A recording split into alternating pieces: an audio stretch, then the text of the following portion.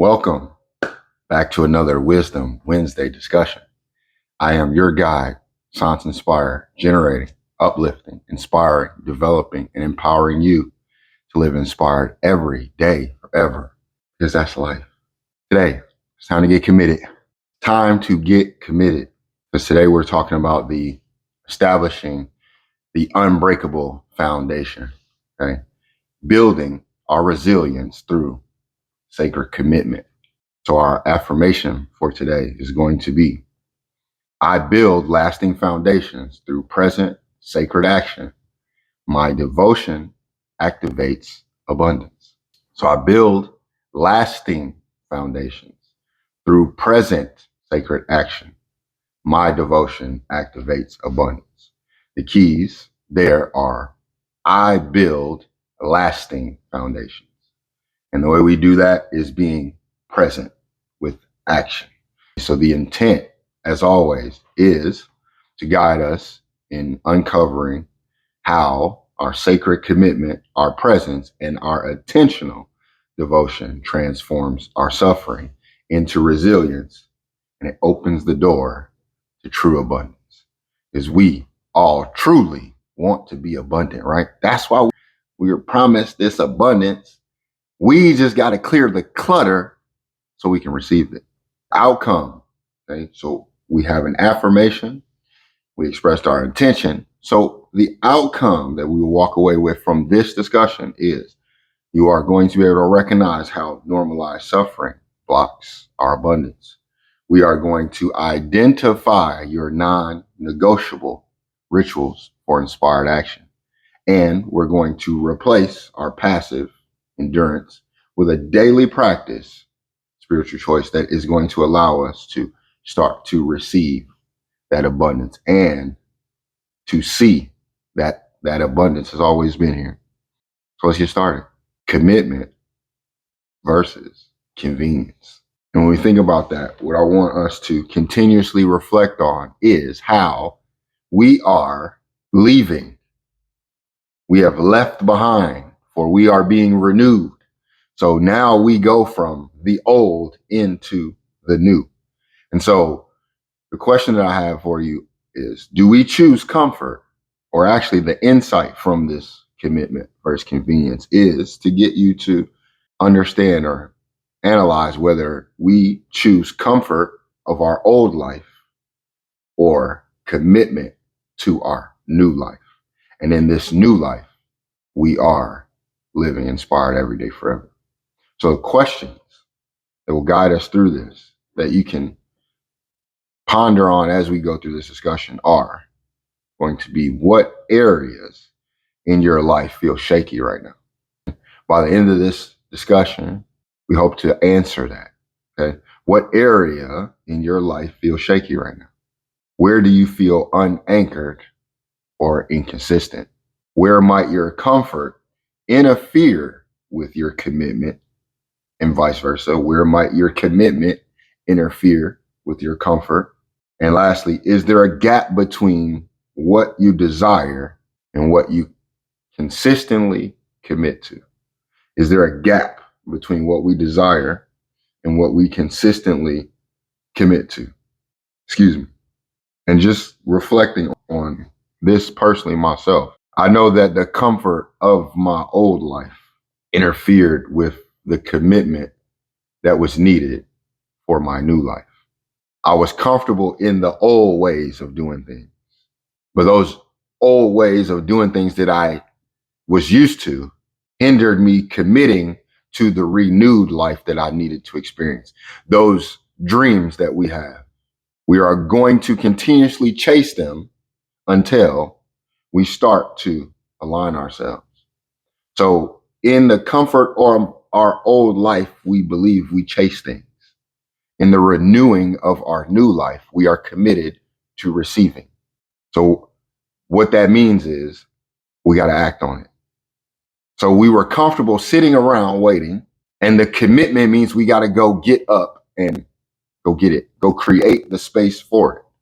So in both of these lives, both the old life and the new life, we received. The difference is in the new life, we are empowered. So we determine what we receive. Before, we just received whatever society had to offer. Woe is me. We had no power, no ability. We said we're building an unbreakable foundation. That is one that's built on resilience and through commitment. So this means that we're changing now. We can no longer do what we used to because it's not working. And now we have to commit ourselves to something new, the life, in with the new life. And the wisdom anchors that we have to back that up is Matthew chapter 5, verse 37. Let your communication be yea, yea, nay, nay, for whatsoever is more than these cometh of evil. Let your communication be yea, yea, nay, nay, for whatsoever is more than these cometh of evil. Okay? Clarity in commitment is going to eliminate our instability. So we've been unstable, shaky. We haven't been clear in communicating with ourselves what is needed and then to act on that. So clarity in our commitment when our yay is yay and our nay is nay, meaning if I say I'm going to do it, I do it. If I say I'm not, then I'm not. A lot of times we don't stick to that. We say yeah when we really mean nay, and we say nay when we want to say yeah. That is no clarity. So that affects our commitment. It makes us unstable because our word is unstable. And if your word is unstable, then you are unstable. And so we must have the clarity in our commitment by having that clarity and that decisiveness in our communication. Because when we say, when your yay is not yay and your nay is not nay, or your yes is not yes and your no isn't no, that is where the evil comes. For whatsoever is more than these cometh of evil. Think about that. When somebody is saying, yeah, you can come in, but they really mean no. They mean you no good. When somebody's like, no, I don't think no, like in their heart, no, but then they let you in anyway. Those situations cause trouble. When we have committed to those situations, we've caused trouble. When we really didn't want that person there, but we allowed them to be there anyway. We really didn't want to accept that, but then we said yes anyway. That's what causes us trouble. So as we go from conforming or comfort, just being comfortable doing whatever, conforming to whoever and whatever, we are now committing.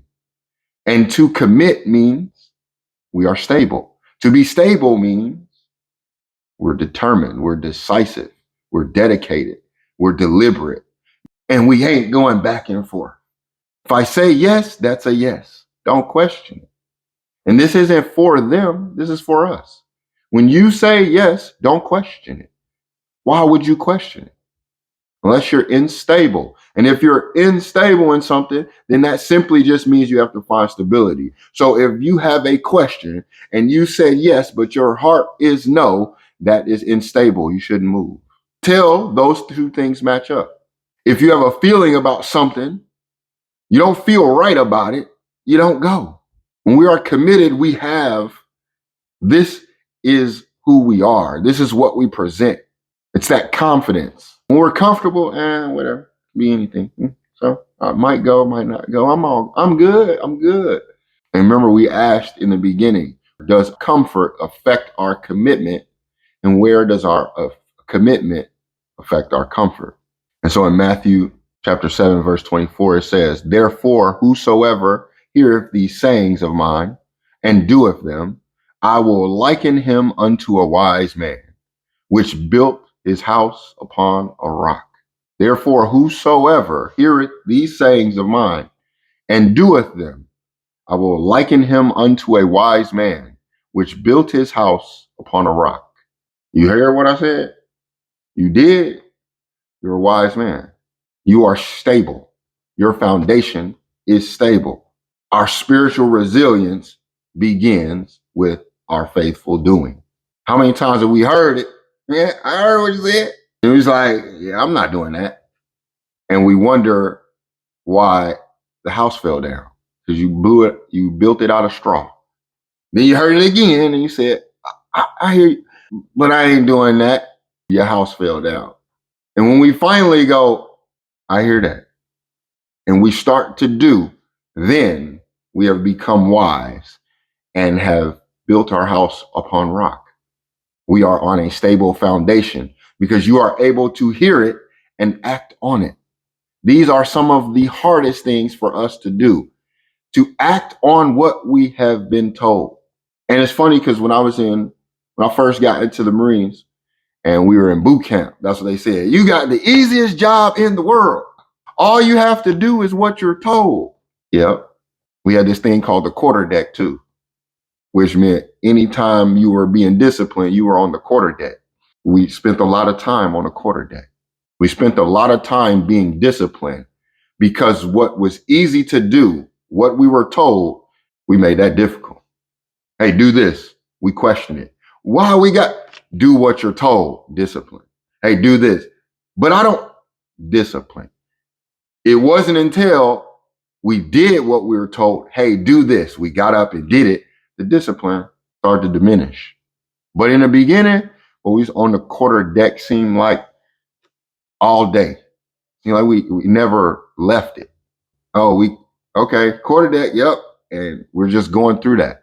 And so that symbolizes that punishment is going to continue. That discipline is going to continue till we begin to be wise. And a wise man or woman is one who hears and acts, not one who acts like they didn't hear. What we've been doing, we've been acting like we didn't hear it. Oh, no, you heard. Maybe the fear, our uncertainty, or our doubt is hindering us from acting, but we heard. We have been prescribed, and we are simply not doing that. And a Yoruba proverb says that a tree with strong roots laughs at storms because my foundation is solid. Blow as you might, I ain't going nowhere. I'm rooted. I am committed. We cry at storms because we are not rooted and we are not committed, so we get blown all over the place. We're like a plastic bag in the wind till we begin to establish those roots and commit. And then we become that tree who laughs at the storms. Devotion grounds us in peace, not panic. Or we become devoted to this life, to living inspired every day, forever, taking the necessary steps to ensure that each day we are uplifted, empowered, and inspired. And each day we never stop prospering because we give the required effort. As we become more devoted, our roots become stronger. We become more peaceful. We panic less. Your system stabilizes. We have phones in our hands all day. And when we first get that phone, you can actually go on your iPhone or your Samsung and calibrate it. So if it's ever off, you can recalibrate your phone. So why do we think we can do all these things with technology, but we can't do them with ourselves? That's maybe where we've lost a little bit. Thinking that technology is superior to the point where it can get better, it can upgrade, it can recalibrate, but we can't. That's false. You are actually superior to technology because you don't need somebody to come in and operate your machinery for you. Now, somebody may be operating our machinery for us right now, but we can always take control and we can recalibrate. We can update our system anytime we want to. We can update our operating system, which is our thoughts, our understandings. We can do that anytime, whether we choose to or not. And we're going to talk about more of that as we go through this discussion about choice and empowering ourselves to choose. I think we need to understand spirituality of commitment, the physics of commitment. So the core principle that I would like to put upon your mind is every devoted act lays a brick for your foundation. And we talk about prospering every day. Every act we do lays the foundation for that prosperity every day. And some of the reasons why we may struggle with committing to that every day, that daily practice. Because I know I do. Let me tell you firsthand. I'm telling you about living inspired every day. And I'm telling you how to be prosperous. And I'm also telling you, you can do it. It's not easy, yet it's possible. And I want to say that because a lot of times we hear people talking and we can talk as if we just figured it all out. Like, hey, I got it and y'all are messed up. No, I'm telling you, it is difficult to commit every single day. I didn't say it was impossible. I just said it was difficult. And we have to stop allowing that word to defeat us, because what in this life isn't difficult? And what part about that difficulty did not make you better?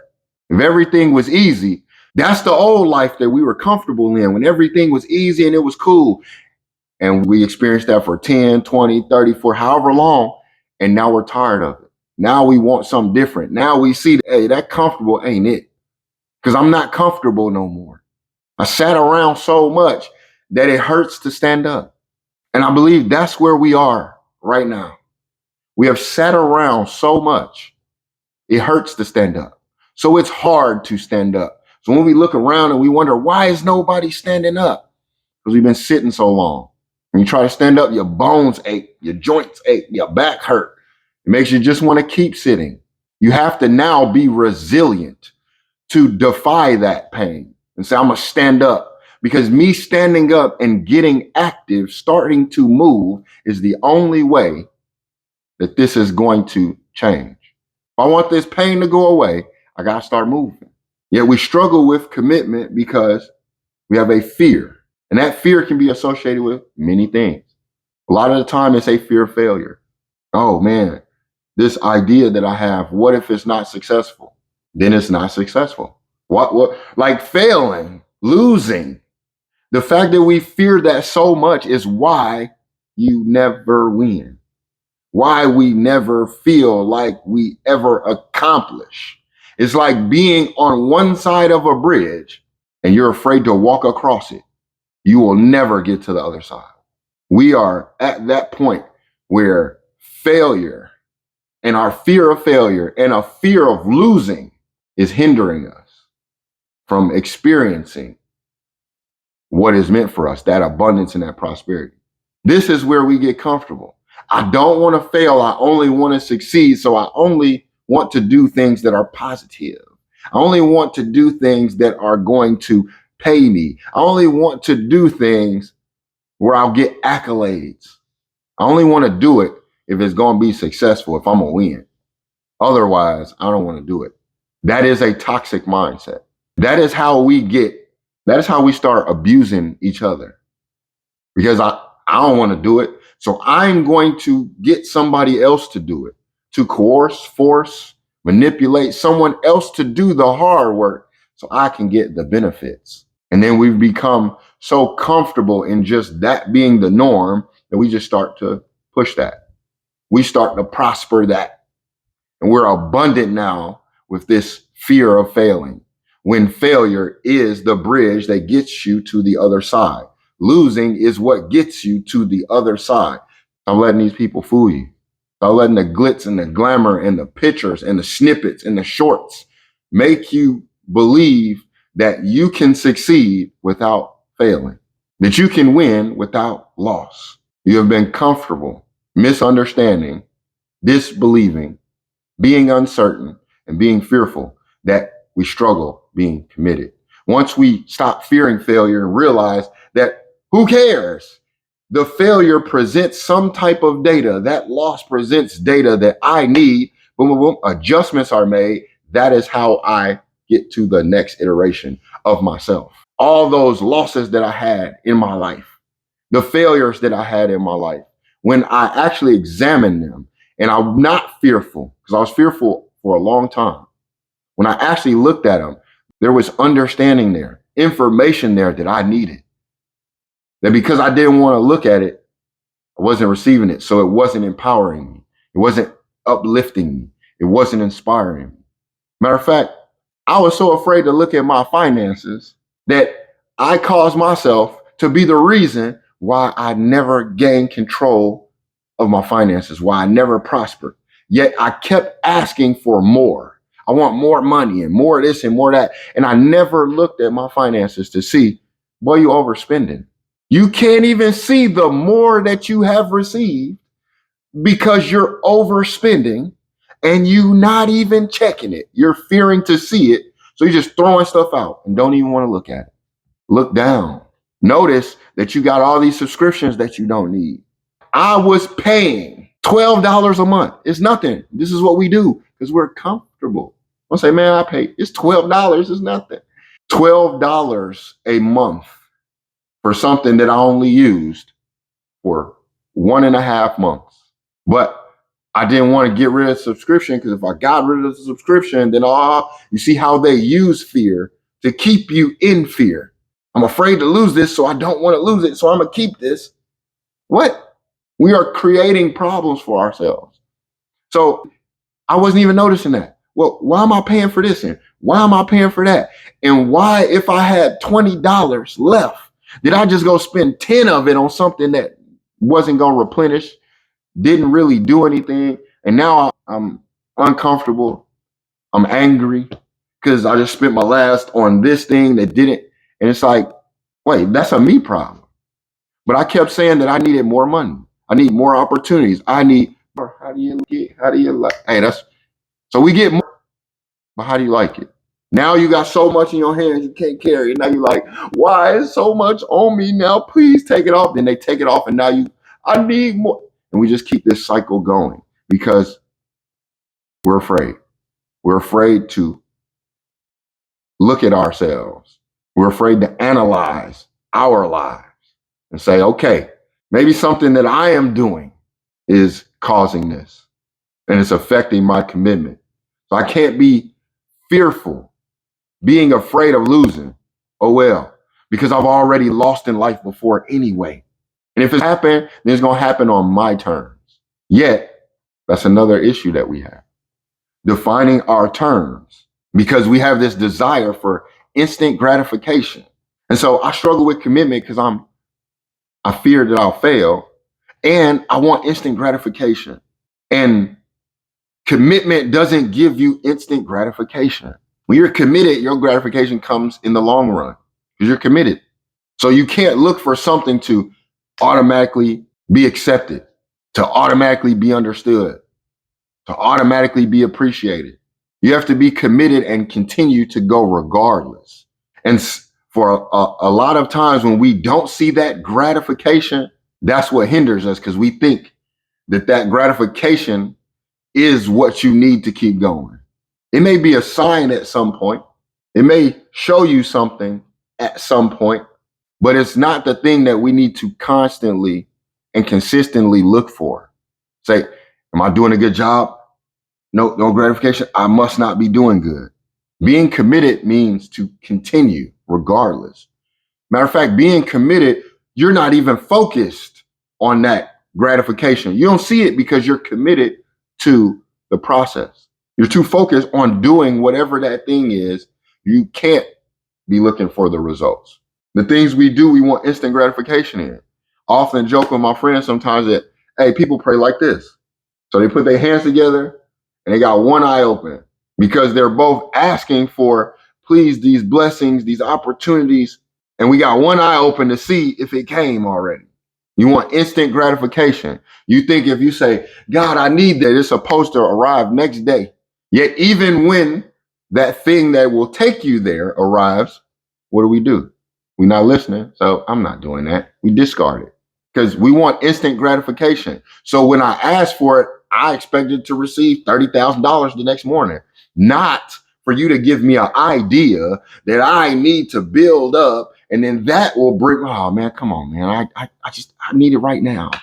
We want to plant a seed and a tree grow tomorrow morning. That's unrealistic. So we have an unrealistic fear of failure. We have an unrealistic desire for instant gratification. And then the most unrealistic thing of all for me is we allow our past to create doubts in our future, or we allow our past to create doubts in our present mind, which blocks us from our future. The future that is there for us, the abundant, prosperous one. We did something when we were 15. And so 25, 35, 45, that's why you doubt yourself. I wouldn't care if you did it last year. Is the past, and we're supposed to move past it. Yet if you want to stay there, this is why you feel the way that we feel. Because we're still in the past. We didn't move to the present moment so we can get to the future. We're stuck in that past. We're stuck with that doubt because we believe that it's real. So those disappointments from our past are now affecting our present moment. Our reality is unrealistic because we created this life that's unrealistic based off our unrealistic thoughts and understandings of things, fearing failure when failure is needed. You got to fall to get up. Who is the person that jumped on a bike and rode it their first time, never falling? That's an exceptional person. But they probably tripped down the stairs when they tried to walk. Not even being funny. We look at one aspect of a person and we exalt them as being great as if they don't have any faults at any other point in their life. Michael Jordan was a great basketball player. That doesn't mean he's a great person. I don't know if he's not a great person. I'm just saying we look at one aspect of a person and we build it up and then we find out the reality and now we fall down again.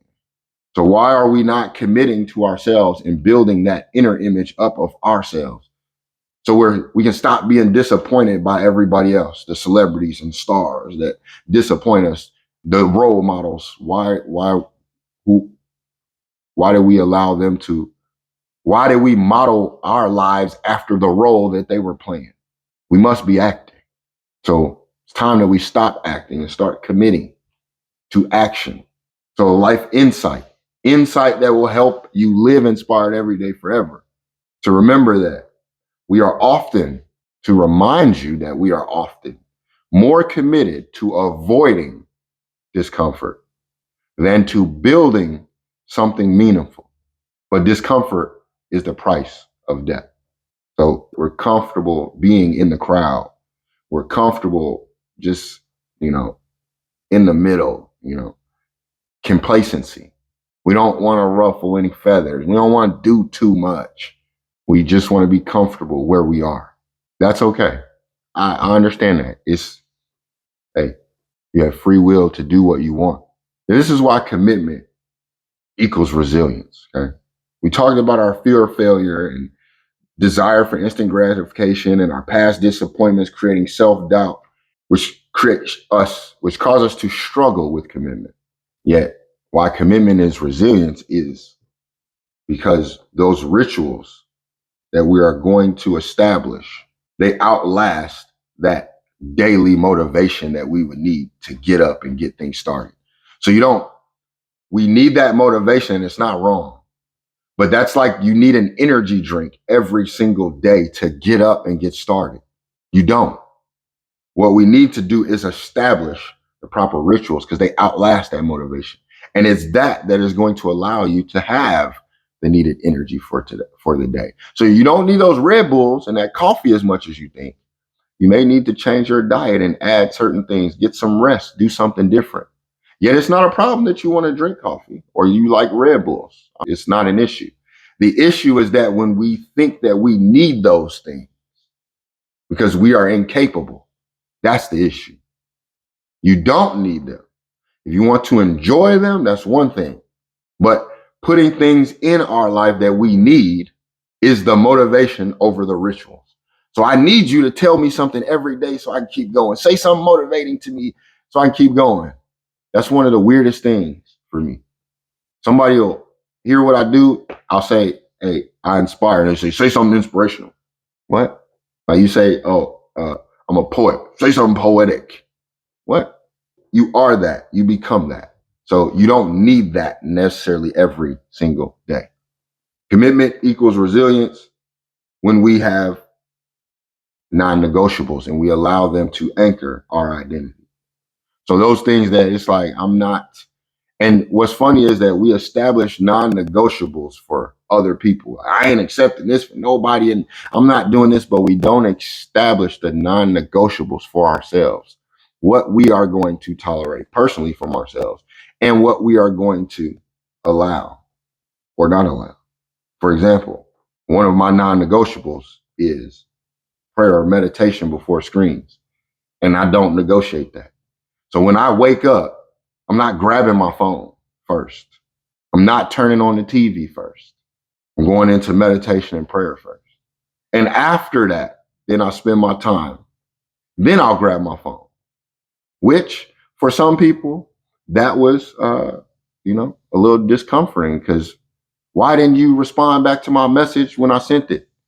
Or I messaged you early in the morning. Did you get it? And I'm like, no, I wake up at 4 o'clock in the morning and I might not respond to a message till 9 a.m.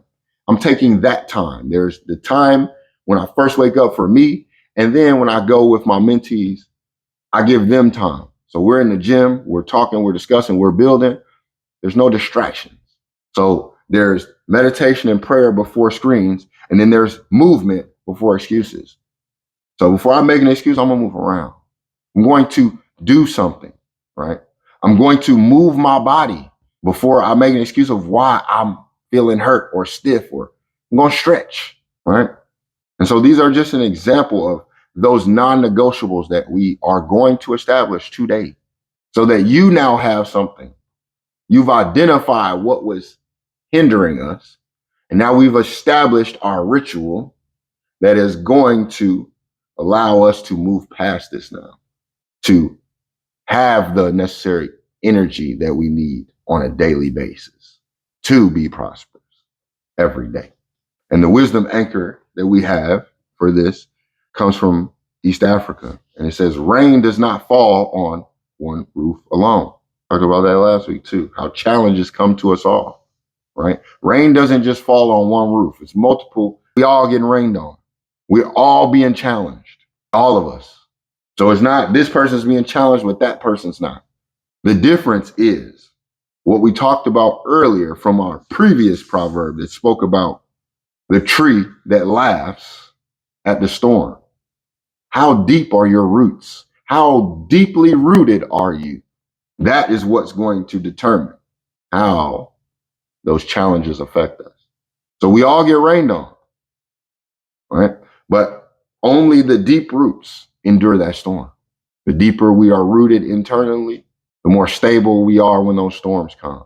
When our roots are not deep internally and they are more external, they're on the surface level. Wind blow, you gone. That tree got pulled straight out the ground. Weak roots.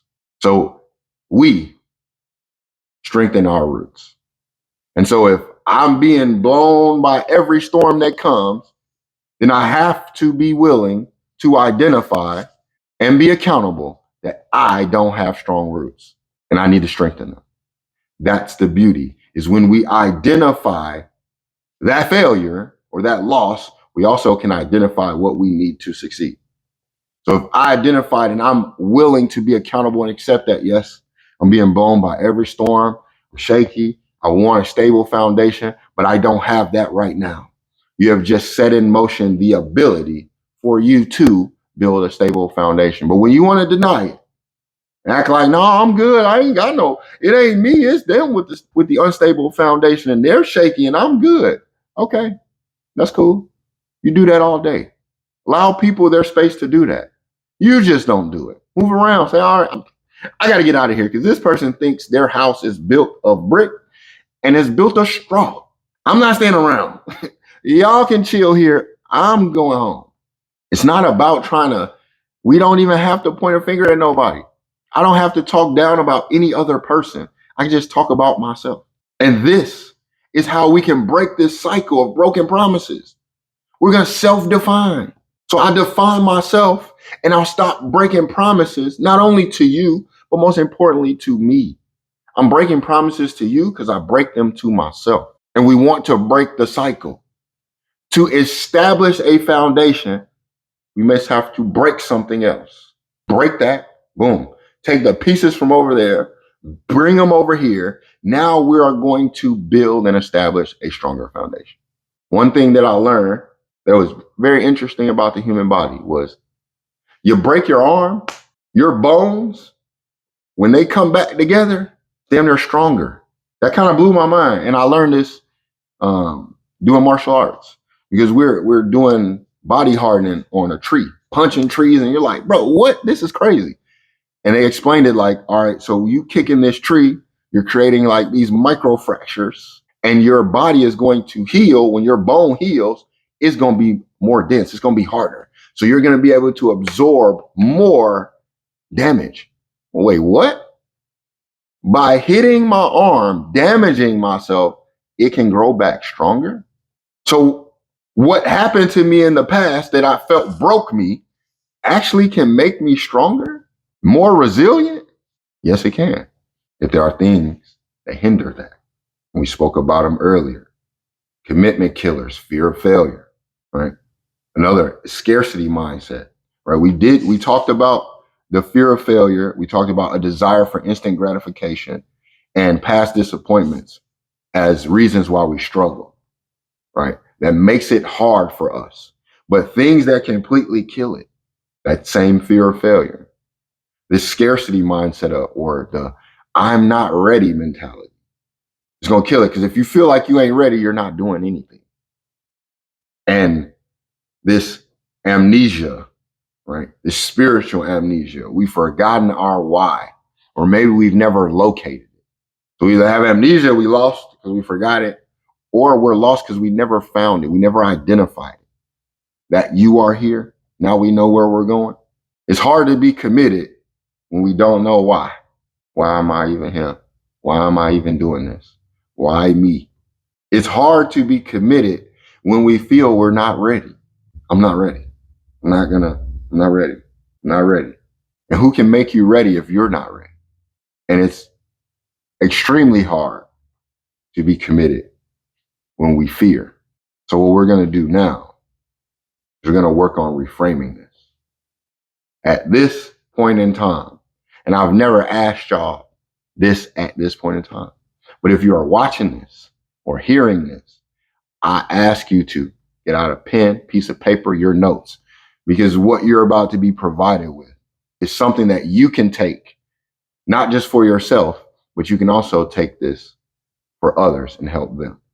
And so we are going to reframe, right? And we're going to establish our non-negotiable through a self-definition exercise that I created. So it's going to start with giving you the framework, which is LiEF, okay? The acronym, live inspired every day forever. Live, when you see live, next to that, I want you to write or remember that the live, because we're reframing, now means that my commitment is my covenant. So to live reminds us that my commitment is my covenant in life. To be inspired, the inspired means that I act from purpose, not pressure. Every day equates to the small faithfulness that I need, not occasional grandeur. So that's small, every day, those small acts, not trying to make one big act today. Nope, just each day making small acts. That leads to forever, which is my choices echo beyond me. So live is my commitment, is my covenant. Inspired means I act from purpose, not pressure. Every day I take small acts, small faithfulness, right? The mustard seed. Each day I take small steps so that forever my choices echo beyond me. And with that, we move to the reframing exercise. And so what you have on your paper or in your mind, however you want to do this, is number one, we are going to name your normalized suffering. So that means that you're going to fill in this first blank with the pattern you tolerate, but it drains you. So something you tolerate that drains you. So for me, mine was I've accepted self-doubt. So I've accepted blank because blank. And so I've accepted self-doubt. And in that second line where it says because, we're going to put the lie that sustains it. So I've accepted self-doubt because I feel unworthy. So an example I have for you is I've accepted burnout because I believe my value is tied to productivity. For me, my normalized suffering had to do with others. So yes, I've accepted self-doubt. And because I thought I wasn't worthy, that affected my biggest issue for me, which had to deal with love. And so because of that self-doubt and that self-worth, it caused me to also be comfortable in relationships that didn't necessarily benefit me as much as I benefited those relationships. And so I began to accept abuse because I lacked. So I would let people abuse me when it came to love, right? Not giving you the things that you needed, tell you whatever, mislead, misguide, whatever. Because my value is so low in myself, I was just happy for them to be with me. So it's like, oh, yes, you're going to give me that? Okay, well, I'll do whatever. And it's like the carrot in front of your face. You never get it. You just keep chasing it. Okay. So I had to rewrite my own narrative. And so when we are framing it, okay, we're going to write it as number one is our normalized suffering. Number two is going to be how we rewrite our narrative. So I've accepted blank because of blank is how we identify or name our normalized suffering. And we're going to rewrite it by my life. And remember, we spell life LIEF because we live inspired every day forever. So my life identity rejects blank and embraces blank. So my life identity had to reject that self-doubt or lack of self-worth and embrace self-love. I had to reject that and begin to embrace this so that I created within me the love that I needed. And so it couldn't be bartered or traded or sold to me by something else. So now I have that to give wherever I want to give. It's not something that I have to use as some type of negotiation piece. No, where I show up, that's what's going to be there. And so if when I show up, that's what's going to be there. So then all I have to do is remove myself. This is what empowers us. I no longer have to worry about this person, that person, that person. I just leave. Oh, this ain't giving me what I need, then I can just move around because you have it in you. So how can somebody give you what you have? Now you want to share that with others. I would love to share this experience, but I'm not going to say, hey, the only way you guys are going to experience this life is if you pay me. No, it's not. It has nothing to do with that. This is your life. And you simply must remove the things so you can get to it. And I'm simply providing that option for you. But if you don't want it, I'll leave. You don't have to have it. Okay. So my life identity rejects blank and embraces blank. And so the key is to name that lie out loud. This is the thing that we don't often want to do. I know I did it. So it's hard for me when I was saying it out loud to say that I struggle with this. I ain't want to say that. I wanted to be like, no, I'm good. It ain't me, it's them. I mean, it was them, but it was also me too. And I control me, I don't control them. So I had to get comfortable with naming the lie out loud because that disrupts the power that that lie has. When I didn't want to say it out loud, it had power. When I wanted to admit it and say it out loud and look in the mirror and say it, I started to, wait, hold on, wait, whoa. You start to see through that. Like, hold on now. Somebody up in there. You start to see, the abundance that's around you, the prosperity, the beauty, the love, the peace, whatever it is that we are looking for in our individual gaze. Okay. And another key is no self judgment. Okay. I mean, dang, it's bad enough. You got the whole world want to judge you. You go on social media, people that don't know you want to judge you. You are not going to judge yourself. Okay. We ain't doing that. You're going to observe like a scientist studying a specimen. You looking through, got your petri dishes, and that's it. You can't judge yourself. You're just observing. You're looking at it. Interesting. You're not trying to be like, well, I'm a bad person because this. See, I'm no good. See, nope. Cut it out. Throw that. Get it out of here. So as we rewrite our narrative, okay, you're gonna reject the lie from step two. In step two, that we wrote in step one, we are now going to reject that lie, and we're going to then declare what your sovereign self embraces.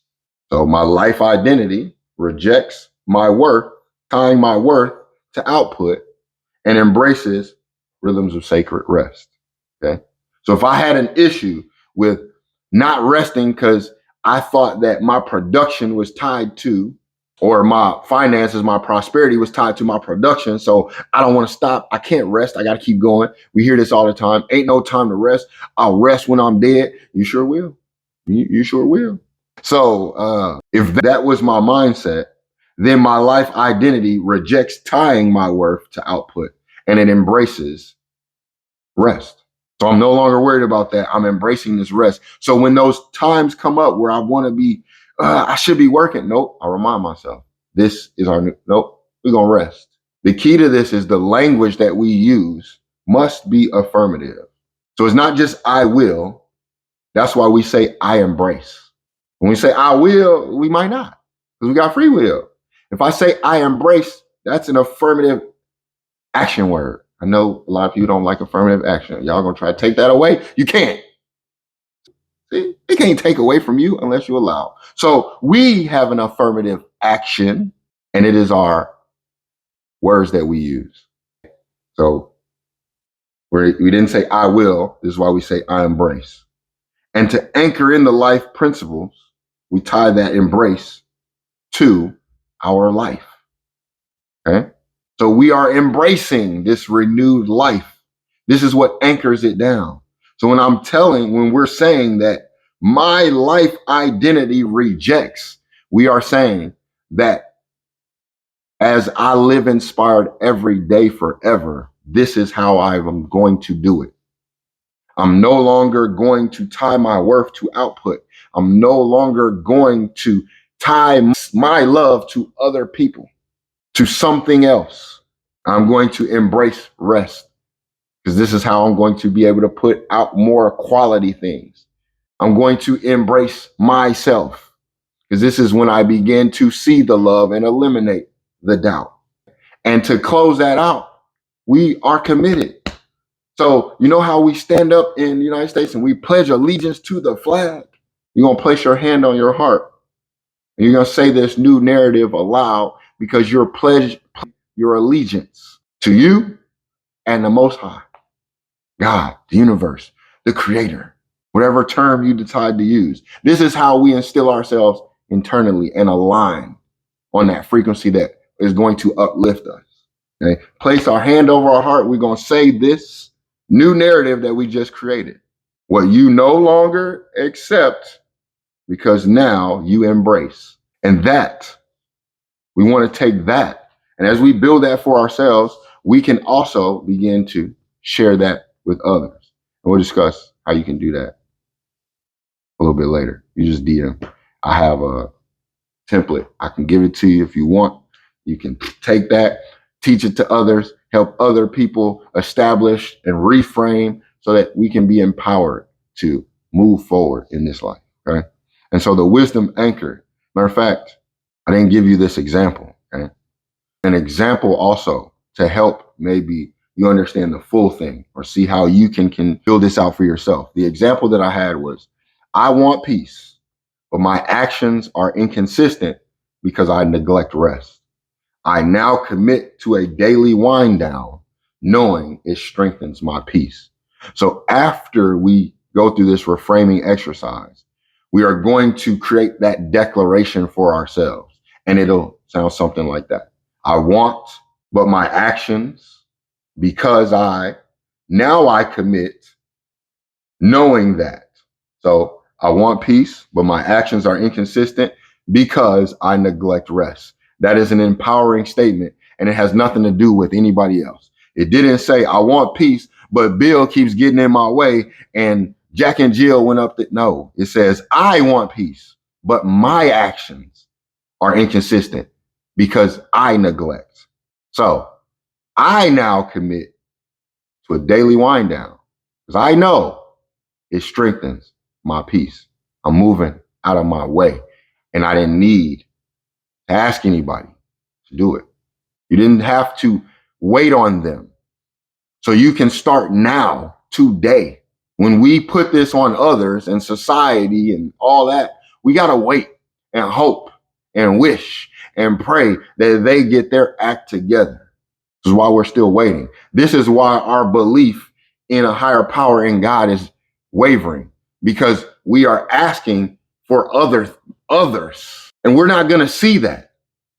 So now you say, it's not real. Well, ask of these things on yourself and see if they don't happen in your life, and then see if you still can stand on that doubt. I was there. It's hard to stand on that doubt. I'm telling you, when you remove everybody else and you are putting yourself in that prime position and you are declaring that I want something, but I'm seeing how I am affecting that, it's going to be hard to stand on that same doubt that you had, that same disbelief. And the wisdom anchor that we have, anchor this down, comes from Luke chapter 16, verse 10. He that is faithful in that which is least is faithful also in much.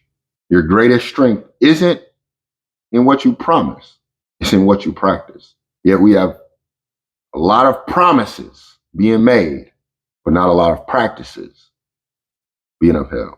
And because we can't afford to stay committed to ignorance and intolerance, both the ignorance within ourselves and intolerance within ourselves, and this ignorance and intolerance that we see in the world, I want to talk about a story, highlight a story of unconventional resilience so that it shows us and show how it relates to us. I'll say that. So since South Africa is in the news and it's all the rage and we want to talk and we want to be ignorant and intolerant, I pulled a historical figure, Nelson Mandela. And I want to use his life as the unconventional case study for resilience, because Nelson Mandela was in prison for 27 years, 20 plus years in prison, unjustly. And he maintained daily rituals, physical training, personal study, created hidden leadership groups. But he maintained these daily rituals. Why? Because he was anchored in the belief that they can imprison my body, but not my mind. So my physical body is in this prison. Yes, it's locked in these walls, but I will not let you trap my mind. So I'm going to continue create daily rituals for me that allow me to escape from here. So my days aren't as long. I'm not focused on being in here. That's some resilience. 20 plus years to maintain that type of dedication and faith, and then to one day walk out those gates, the same gates that trapped you, because you did not allow your mind to be trapped. And though our bodies are here experiencing things, we don't have to allow our minds to be overtaken. And it is because we have allowed our minds to be overtaken with a bunch of useless news that we cannot use. We see the effects on our bodies. We see the effects with, and we feel the effects with our bodies. And so the modern parallel to Nelson Mandela is you. What? He was in prison. I ain't got no. Yes. Your prison is the fear, the procrastination, the doubt, and the distractions. They keep us trapped, stuck. So we are free. We have spaces and places that we can go freely, move with our body. Yet because we are so trapped and imprisoned in our mind, we ain't went nowhere. And yet somebody who is stuck in a cell, whose body is stuck in a cell, they cannot travel, as went everywhere. They were never stuck. Maybe we are putting too much emphasis on physical freedom, the ability to physically move wherever you want to go, because you have been mentally imprisoned. And a mentally imprisoned person ain't going nowhere. We're no different than the same type of animals that we train.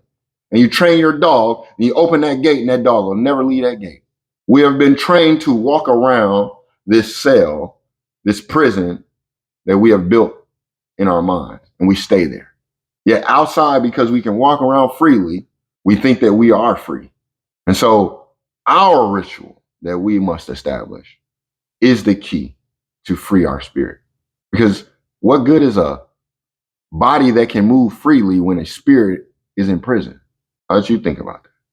And as you're thinking about that, I want you to begin to create your non-negotiables.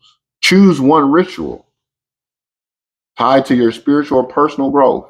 And we want to see if we can't keep that consistency in doing this thing for up to at least 15 minutes a day, right? Start as low as 1 minute, go as high as 15, right?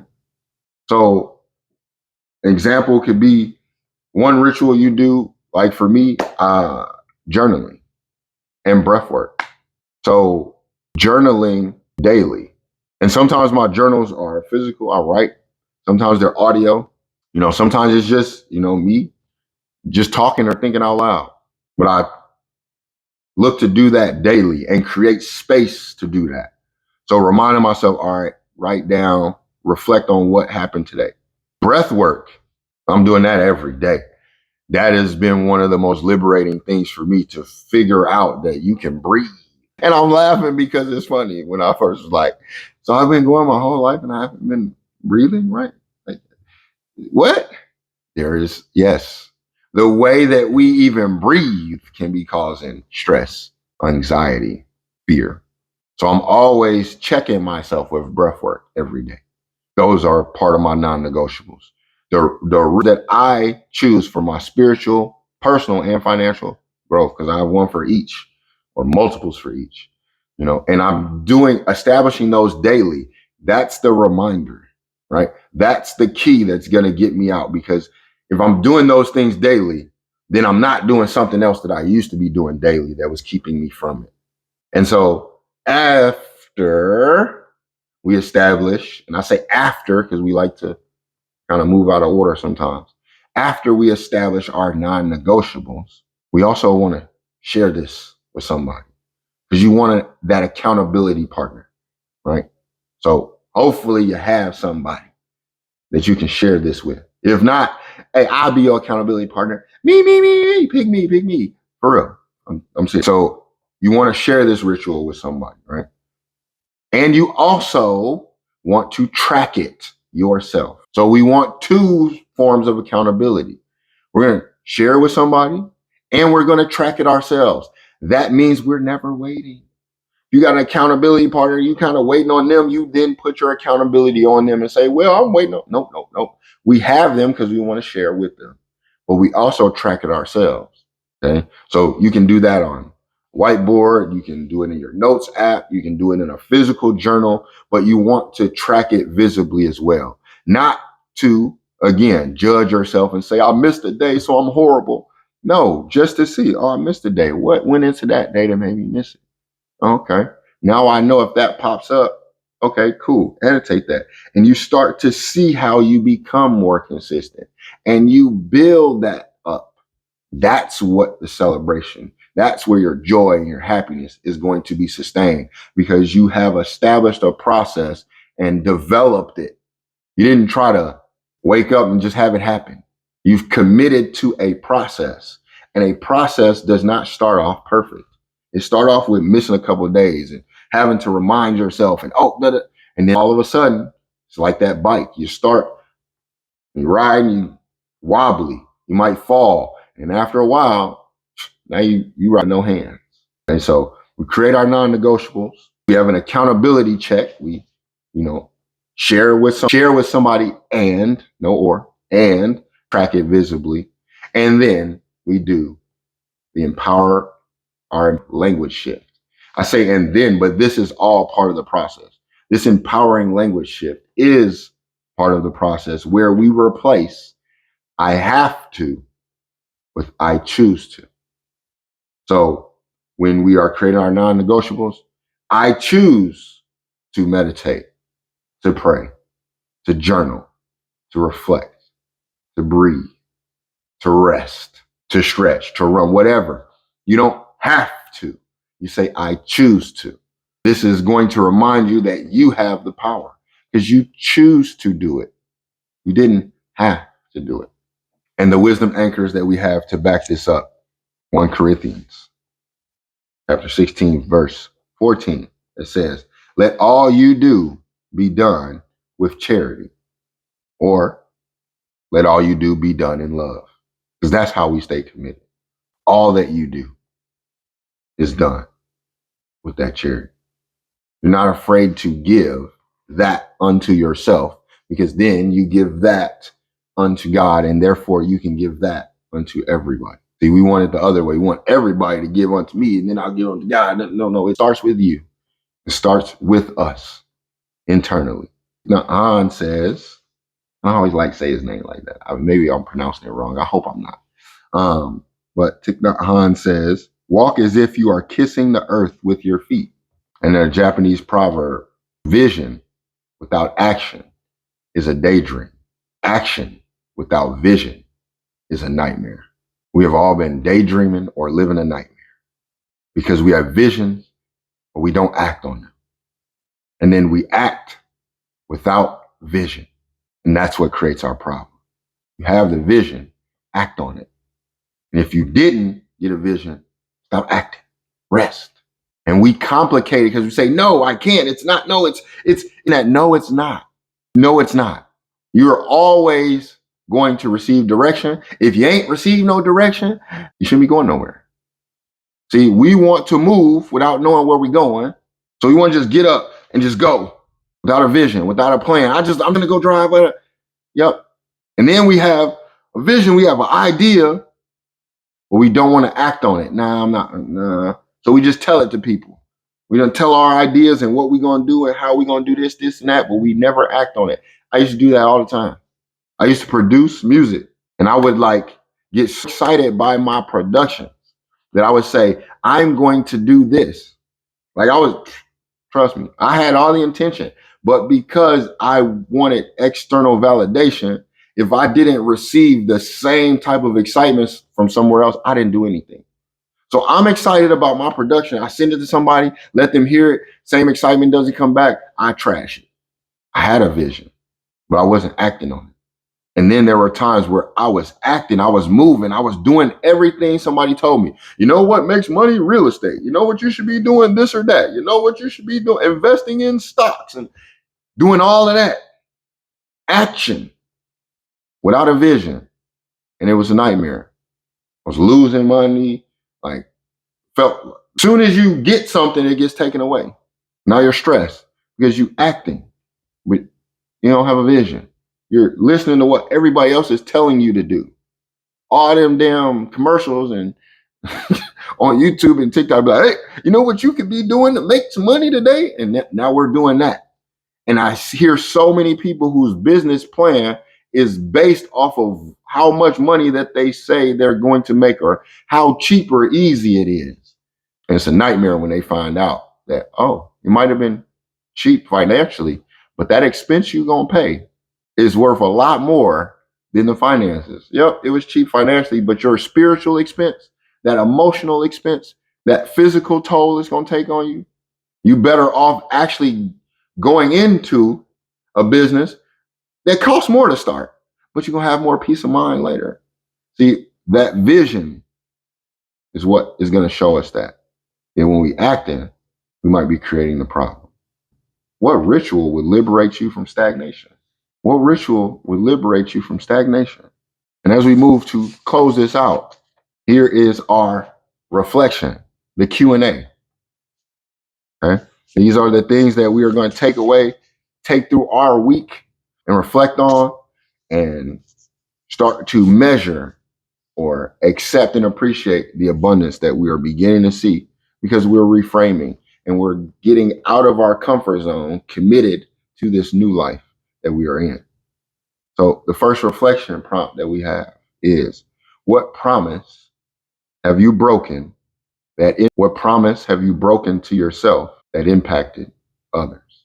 Number two, how would your community transform if you honored one commitment daily? How would your community transform if you honored one commitment daily? That community could be online communities you're in, physical communities you're in.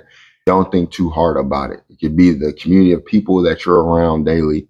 It's not necessarily talking about thousands of hundreds or hundreds of people. It's just where you are. Number three, what foundation do you want your children or your future generations to walk on? What foundation do you want your children or future generations to walk on?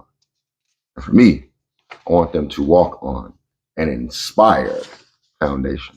So a foundation that they have that uplifts, empowers, and inspires them to continue to keep going and not to worry about what's going on around them. So in closing, this week, let's execute our non-negotiables daily, establishing that ritual that is going to free us from the prisons that we have been in. And to do that, we can declare each morning that this brick builds my unbreakable foundation. The brick is your ritual. That which you do builds your unbreakable foundation. Remember it. Vision without action is a daydream. Action without vision is a nightmare. And your greatest strength isn't what you promise. It's in what you practice. So I'll leave you with this life principle. You never build alone. Each devoted act strengthens the foundation of those who walk beside you. My devotion is my dominion. And I'm here to live inspired every day, forever, because that's life.